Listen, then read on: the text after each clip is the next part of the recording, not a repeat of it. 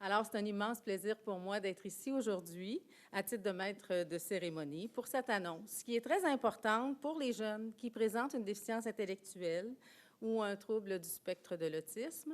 Et c'est dans le cadre de ce qu'on appelle le projet FORCE. Le projet FORCE étant un projet qui est encadré par la Fondation canadienne de l'amélioration des services de santé, un projet qui a duré 14 mois et dans laquelle les membres de l'équipe, Nathalie Rosebush, directrice générale adjointe au ministère de la Santé et Services sociaux, M. Daniel Garneau, également directeur général adjoint pour les programmes d'efficience au ministère, Jacinthe Cloutier, directrice générale adjointe pour les adultes DI-TSA au CIUS et moi-même faisions partie de l'équipe. Alors, j'aimerais évidemment saluer la présence de M. Lionel Carman. Merci beaucoup d'être parmi nous aujourd'hui, ministre délégué à la Santé et aux services sociaux. Les représentants de M. André Lamontagne, ministre responsable de la région du Centre du Québec, ministre de l'Agriculture, des Pêcheries et de l'Alimentation et député de Johnson. Bonjour. M. Sébastien Schneeberger, député de Drummond-Bois-Franc. Mme Sylvie Ali, de la ville de Drummondville. M. Éric Lefebvre, député d'Arthabasca. M. André Bellavance, maire de Victoriaville. Également M. Michel Gouin, directeur de l'organisme Parrainage civique Drummond, M. Patrick Paulin, coordonnateur du regroupement des organismes de personnes handicapées du Centre du Québec, Mme Héloïse Tremblay-Beauséjour, chef des services intégration au travail et communautaire de la zone sud au CIUS, Mme Louise Dessert, maman de Samuel et son conjoint, et Samuel, bonjour à vous. Alors, sans plus tarder, j'invite M. Lionel Carman, ministre délégué à la Santé et aux services sociaux. Merci beaucoup, Mme Girard. Moi aussi, j'aimerais remercier les représentants de mon collègue André Lamontagne qui sont ici ce matin, M. Paulin, qui est également conseiller municipal, ceux qui m'accueillent et pour qui on est ici aujourd'hui, M. Garneau, Mme Rosebush, Mme Girard et Mme Cloutier. Félicitations encore pour cet honneur. Je suis vraiment très heureux d'être parmi vous aujourd'hui à l'occasion de cette conférence de presse soulignant le succès du projet FORCE. Cette initiative constitue pour nous, au ministère, une source d'inspiration pour l'ensemble du réseau de la santé et des services sociaux. Et je suis fier de pouvoir constater aujourd'hui, en découvrant le caractère exemplaire d'une telle démarche. Comme vous savez, moi, avant de faire de la politique, j'étais neurologue au CHU Sainte-Justine. Je m'occupais d'enfants atteints d'épilepsie sévère, dont la principale... La vaste majorité était affectée par une déficience intellectuelle, une déficience physique ou un trouble du spectre de l'autisme. Et après 24 ans de pratique, beaucoup de des enfants que je suivais étaient face à cette période vraiment très critique de transition entre le moins de 18 ans et le plus de 18 ans. Et en fait, quand je suis arrivé en politique, je m'occupais surtout des jeunes du 0-18 ans. En voulant vraiment agir tôt, qui était notre programme clé, mais également en disant que l'intervention précoce était très importante. Mais après quelques mois, je me suis vite rendu compte on s'est vite rendu compte, avec mes collègues, Mme Blais et puis Mme Mécan, que la période peut-être la plus critique que vivaient ces familles, c'était vraiment autour de l'âge de 21 ans.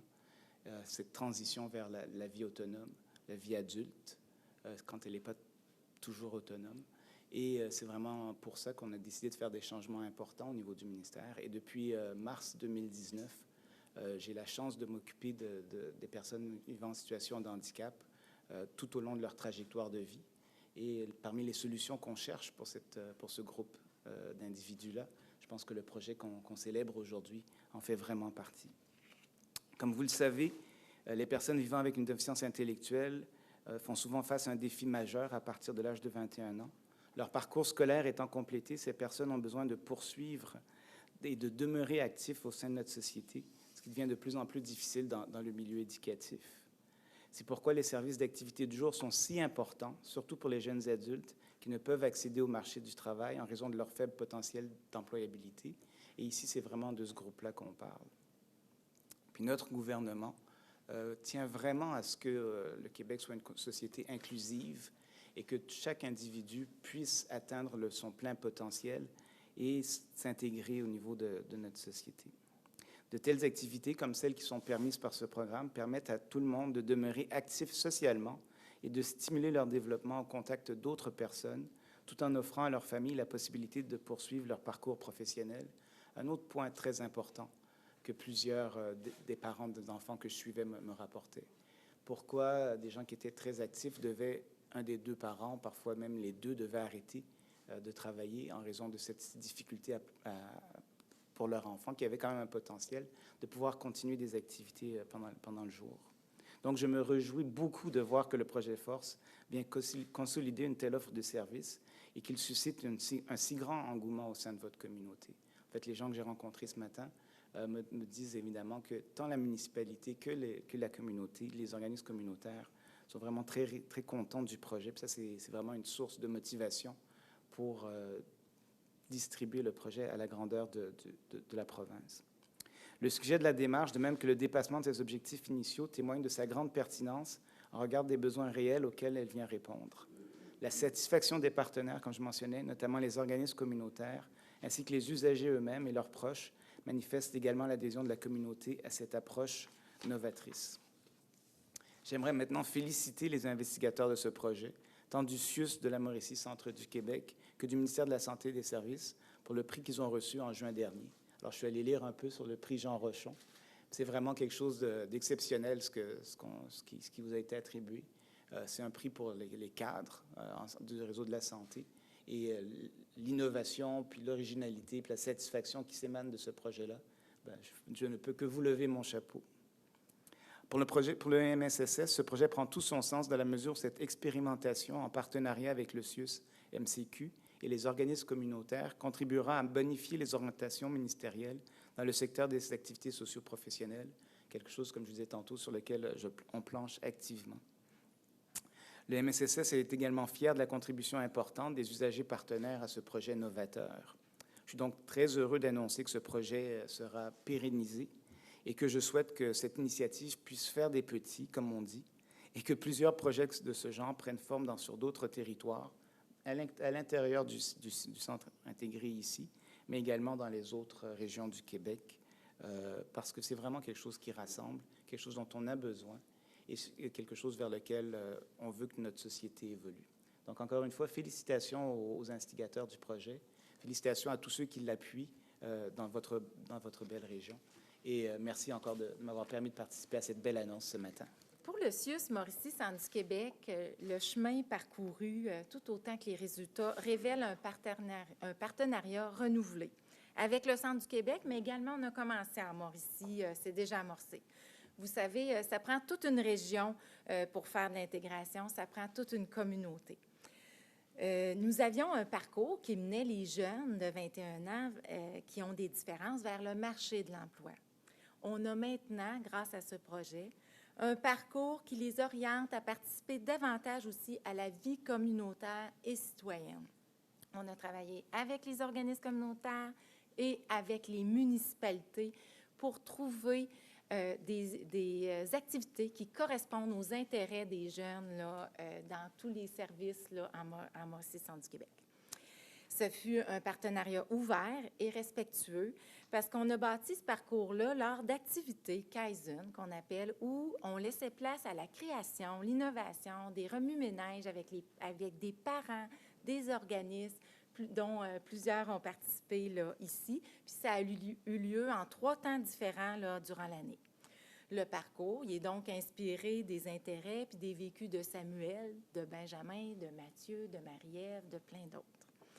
Donc, 3 ans avant la sortie du scolaire, on va se manifester ensemble, les organismes communautaires et nous, auprès des familles, auprès du scolaire, pour préparer la meilleure intégration possible pour nos jeunes. Donc, réaliser ces améliorations en partenariat avec la communauté, ça a été tellement riche que pour ces raisons, on va juste poursuivre notre route avec cette belle communauté-là. Merci. Je m'en voudrais de ne pas saluer, de ne pas remercier le programme Force. de la Fondation canadienne, j'allais dire entraîneur, ça fait drôle, plutôt le coach qu'on a eu, qui nous a accompagnés tout le long du projet, M. Roger Paquette, le soutien de nos organisations, le ministère de la Santé et le CIUS Mauricie Centre du Québec, qui a été, leur engagement et leur soutien ont été déterminants dans ce projet-là. Aussi, la participation significative du milieu communautaire, leur ouverture à se rasseoir à la table et à entrevoir les choses différemment, à co-construire un nouveau projet. Et quand je parle des organismes communautaires, je parle des organismes de la communauté, je parle de la municipalité aussi à Victoriaville, qui a joué, entre autres, un rôle déterminant. Les parents de Samuel, qui sont ici, Samuel, qui est ici, et pour tous les Samuels du Québec, c'est pour vous qu'on a fait ce projet-là et qu'on va poursuivre. On a, comme ministère, on a participé à un projet, c'est assez novateur pour le ministère de la Santé, dont la mission essentielle, c'est de définir des orientations à l'intention des organisations du réseau, que de participer à des projets qui s'actualisent de façon aussi fine et précise sur le terrain, et ça a été très riche d'apprentissage. Si j'avais à résumer ce projet-là dans un seul mot, le mot serait « ensemble ». Ça a été ensemble avec le CIUS, ensemble avec nos organisations, avec la communauté, avec les parents, les jeunes, les organismes communautaires. On s'est permis de s'asseoir et, je ne dirais pas avec une page blanche, mais pas loin, avec une volonté sincère, et avec toutes les équipes du CIUS aussi, dont certaines sont ici dans la salle.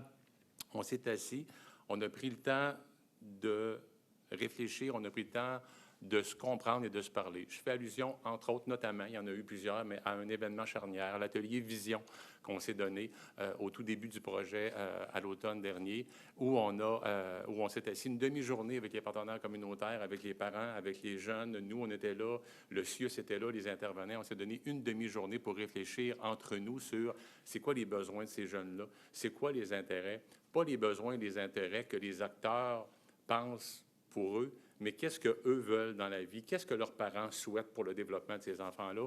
Et ça a été une journée déterminante pour s'assurer qu'on comprenne bien le projet et qu'on le positionne de la même façon. Et ça a été un élément de succès qui caractérise l'ensemble du projet.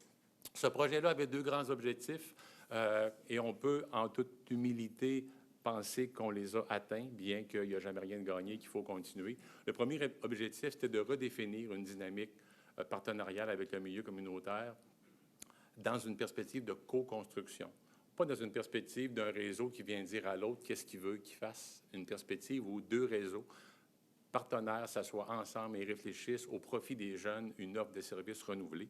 Le deuxième objectif, c'était d'assurer la disponibilité et l'intégration sociale des jeunes comme Samuel pour qu'ils puissent apporter leur contribution significative à la société selon leurs intérêts et leurs projets de vie. Encore une fois, des intérêts et des projets de vie qui partent de eux et qui ne partent pas d'une volonté qui a été exprimée pour quelqu'un en leur nom. Donc, toute la dimension d'usager partenaire a été fondamentale dans ce projet-là. En terminant, je vous dirais que nous planchons actuellement au ministère sur des lignes directrices sur les activités socio-professionnelles, lignes directrices qui vont être présentées au ministre prochainement.